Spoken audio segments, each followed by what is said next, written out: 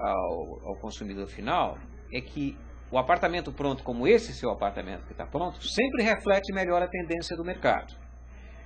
Foi o professor João Meyer, o João Meyer, mas eu tenho outro João lá no Real Estate da Poli, me fugiu o nome dele agora, ele escreveu um artigo, aliás não foi ele, foi uma pessoa da FGV, está me fugindo o nome dele agora, disse bem o seguinte: analise a curva de crescimento dos preços, ok? Prontos ou em planta, e analise a curva de crescimento dos aluguéis. Se a curva de crescimento dos preços está muito mais acentuada que a do crescimento dos aluguéis, vai haver uma tendência a um achatamento. Por quê? Porque a figura do investidor que estava acostumado a obter 0,6% num determinado imóvel, a hora que ele perceber que ele está obtendo 0,3%, ele vai parar de investir? Ou vai colocar à venda algum dos seus imóveis? Principalmente quando ele estiver pronto. Então, o termômetro do mercado é o imóvel pronto, no meu entender. O imóvel em planta é sempre um derivativo que pode ter um aquecimento um pouquinho perigoso. E só para comentar então, Sandra, aqui ó, o resultado da nossa enquete aqui, vamos adiantar um pouquinho. A valorização atual dos imóveis é sustentável ou vivemos uma bolha? 25% do pessoal acredita que é sustentável. 50%, que é a maioria, acha que é uma bolha. E 25% acha que vai desacelerar um pouco. Eu acho que o pessoal está fazendo uma leitura bastante saudável do que realmente está acontecendo. Ou seja, o pessoal a maior parte aqui, 50%, está com o pé no chão, está achando que a coisa vai dar uma baixada. E falando no pessoal que votou, vamos fazer uma interrupçãozinha aqui, a gente vai voltar, tem muito mais coisa para perguntar, mas eu quero saber o que o pessoal do que está participando, que aqui o pessoal participa ao vivo, o que eles estão perguntando. Vamos pegar, faz um... Essa enquete veio da onde? É online agora? É online, tá? Porque eu convidei aqui no início do programa e agora acabei de consultar o... Tem o tamanho da amostra? Não, aí não tem como ser o tamanho da amostra. Olha, e a gente tem uma questão bem interessante aqui sobre os condomínios fechados fora de São Paulo, Santana do Parnaíba, ali por aqueles lados. A Carla falou o seguinte: estava ouvindo fora do chat e me interessei muito pelo assunto. Bem-vinda, Carla. Moro há 10 anos em condomínios de casa em Santana do Parnaíba. Posso dizer que adoro morar aqui, mas ultimamente está tendo uma invasão de construções imobiliárias, de prédios residenciais, destruindo todo o entorno do condomínio. E pior, acabando com a qualidade de vida, invadindo a Mata Atlântica de forma indiscriminada. Precisa de fiscalização séria. Para você ter uma ideia, minha casa é diariamente invadida por animais silvestres, cobras, gaviões, carcarás e outros animais. Muito triste o que está acontecendo por aqui. Outro detalhe é que fazia academia a 10 minutos da minha casa e agora levo mais de 1 hora. Então, quer dizer, já chegou o trânsito e toda essa confusão de São Paulo já está chegando em Ela tem toda a razão. É impressionante, por exemplo, o processo de verticalização emprestada pelos megas empreendimentos Alphaville e Tamboré. Você antigamente, o Alphaville era 2 quilômetros da Castelo. Hoje Alphaville está a 10 quilômetros. Alphaville 1, 2, 3, 4, não, o 11, o 12. e outras coisas que acontecem em volta do 11, do 12, o Gênesis, né? E agora você tem o Itaí, e está indo cada vez mais longe. E o interessante é que você vai começar com isso, ter acesso pela Anhanguera. A Anhanguera está ficando mais próxima do Alphaville do futuro do que o Alphaville hoje tem acesso a Castelo Branco. Mas enfim, é impressionante, você vai, de repente, você está assim no meio do mato. No meio do mato, olha, sobe um pouco, vê uma cidade de prédios. No meio do mato. É surreal. É surreal. Eu gostaria de comentar real, mas real, verdadeiro. E já que o pessoal da FAO, eu gostaria de prestar uma homenagem rápida aqui, uma figura do urbanismo brasileiro, que é o professor Nestor Goulart, da FAUSP, que cunhou uma frase genial, que ele chama de regionalização do cotidiano. Então vamos entender um pouco a coisa com uma visão um pouco mais macro. Nós tivemos aqui um boom industrial, a partir do final da Segunda Guerra Mundial, Juscelino Kubitschek, etc., que pesou muito no crescimento de São Paulo. A partir do final dos anos 60, começo dos anos 70, houve um estímulo federal e também estadual e uma tendência natural das indústrias procurarem terrenos mais baratos no interior e saírem da cidade de São Paulo. Okay? No Esse fenômeno se chama desconcentração industrial. A indústria, embora cada vez ela empregue menos pessoas e os serviços cada vez mais, ela tem uma importância muito grande na renda média das pessoas. Como diz a professora Maria Helena Zocum, da FEA USP, a indústria continua sendo muito importante no sentido de elevar a renda média pelas externalidades que ela provoca. Então essas empresas migraram para Campinas, Sorocaba. Sorocaba já tem uma tradição industrial muito grande, muito diversificada. Não é que nem Franca, cidade da minha mãe, que fica concentrada no calçado. Então, dependendo do campo, está todo mundo em depressão ou todo mundo eufórico, é diversificado. Bom, esse processo de desconcentração industrial levou empregos qualificados, num primeiro momento a 30 quilômetros de São Paulo, depois a 100, 120, hoje estamos chegando perto de São Carlos, não sei porque que São Carlos está na minha cabeça hoje, como um grande polo tecnológico, regional e de cultura, mas deveria falar que esse processo foi mais para Campinas, Sorocaba e outras cidades no raio de 100 quilômetros. Hoje o pessoal da Unicamp estuda muito esse processo, e verifica que houve uma desconcentração industrial relativamente concentrada. Empregos qualificados foram para o interior. Atrás disso, houve uma dispersão residencial. A partir um pouco da década de 70, com o second home, a casa, né?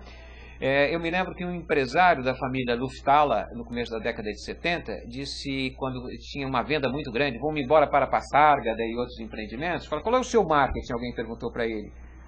Ele falou, meu marketing é o seguinte, o que sai de matéria no Jornal da Tarde sobre poluição em São Paulo, vende qualquer coisa no interior, que represente ar puro. Agora eu me lembrei que o Takaoka uma vez me disse, o meu marketing foi a pista de skate, que deu tanto ibope, a primeira pista de skate, e aí nos idos de 1977. Mas voltando ao professor Nestor Goulart, tem analisado esse fenômeno de dispersão residencial que foram atrás dos empregos qualificados, que através de tentáculos, e ele chama de regionalização do cotidiano o quê? A família que mora em Bragança Paulista, a filha estuda em Campinas, o filho em São Paulo, a mulher é procuradora em Itu e ele é médico numa outra cidade. Então a cidade passa a ser o epicentro da probabilidade dos interesses da família, mas o conceito de cidade se associando um pouco à figura do subúrbio americano, que tem lá os seus extremos, né? Só que essa dispersão residencial, além da mancha da região metropolitana, fica comprometida pelas rodovias estranguladas agora. Você vê o que acontece na Castelo Branco de manhã, final de tarde, Bandeirantes e outras, né? Agora, aí vem a figura do trem-bala, etc., mas isso é uma outra história. Com a figura do Rodanel integrando todas essas rodovias, ele também já fica congestionado. 4 pistas indo, 4 pistas voltando e tudo parado. Eu estou muito surpreso que eu já peguei vários posicionamentos no Rodoanel, então eu assim, é uma coisa impressionante. São Paulo realmente é uma cidade surpreendente. Mas deixa eu perguntar um pouquinho para você. A gente está conversando, para quem está chegando agora, a gente está conversando hoje com o Luiz Paulo Pompeia e o Mauro Peixoto de Oliveira, ambos da Embraesp. E eu queria falar um pouquinho sobre a Embraesp. A Embraesp atualiza mensalmente uma tabela de preços que é referente às unidades lançadas na região metropolitana de São Paulo. O consumidor pode segui-la como referência na hora de vender e comprar, ou essa especulação, essa valorização, essa loucura do mercado imobiliário está de alguma forma distorcendo esses valores? Bom, o banco de dados da Embraesp, ele acompanha a indústria imobiliária, a produção imobiliária. Então, todos os lançamentos residenciais na região metropolitana e de prédios de escritórios que vão ao mercado para venda é monitorado pela Embraesp. E você podia repetir a última parte da sua pergunta? Sim, a gente perguntou se o consumidor pode segui-la como uma referência boa na hora de vender ou comprar, ou a especulação, ou essa está distorcendo esses valores. Lembrar o seguinte, que via de regra, o valor do lançamento é menor do que o valor daquela unidade pronta. Então, além da inflação do período, a unidade pronta costuma valer um pouco mais do que o valor de lançamento. Então, alguém que comprou um apartamento há 2 anos atrás, hoje está ficando pronto, está novinho, ele vale, se fizer uma análise, uma avaliação, digamos assim, do valor de mercado em função dos valores de lançamento, ele deve crescer um pouco mais, fazer uma pesquisa no seu prédio, né? Saber, olha, tem algum apartamento à venda. Então essa tabela de preços é referente à unidade de lançamento. Em lançamento. Algumas vezes, quer dizer, 80% dos lançamentos são de empreendimentos na planta. Tem alguns que estão no meio do caminho e pouquíssimos estão prontos. É muito caro o incorporador lançar um prédio pronto. Né? Como é que é feito esse levantamento de informações dos valores do mercado imobiliário? É um trabalho de campo ou é via anúncio de jornal? Olha, é via anúncio de jornal, trabalho de campo. Nós vamos... Vamos esclarecer isso um pouquinho. Você falou anúncio de jornal num sentido, ele está respondendo em outro. O anúncio no jornal no sentido de que um empreendimento foi lançado, tem o registro de incorporação, ele é de fato um lançamento com um projeto aprovado e uma incorporação. Não é um anúncio de um imóvel usado colocado à venda, né? Sim, a Embraesp monitora a produção organizada. O que é a produção organizada? Incorporações através da Lei 4591 de 64 ou alguns loteamentos, etc., pela Lei 6766 de 79. Produção organizada. Não tem esse anúncio, por exemplo, pega-se o anúncio, lá tem lá um lançamento, sei lá, prédio X em Santana, etc e tal, preço X, YZ, aí esse preço é colocado na pesquisa? Não, a Embraesp vai aferir aquele preço. Ela faz a pesquisa pelo jornal. O jornal é uma boa fonte de informação. Você tem também os prospectos, que alguns empreendimentos menores, o sujeito não tem dinheiro para fazer propaganda. Então ele, quando muito, faz um prospectozinho, no final de semana ele distribui lá no trânsito e tal. E, por último, a Embraesp acompanha na cidade de São Paulo todos os projetos que são aprovados. Ela vai lá verificar se está a lei... Vocês vão no registro de imóveis? Vocês acompanham Não, na prefeitura. Na prefeitura? Na prefeitura. Então, através desse sistema, nós olhamos a cidade inteira 2 vezes por ano. Eu tenho um pesquisador que olha a cidade inteira 2 vezes por ano. Então, em função disso, ele vai lá visitar aquele empreendimento, às vezes passa. Olha, vocês não citaram, não tem aqui na listagem esse que eu passei por aqui, um condomínio de 2 casas. Mas, poxa, 2 casas?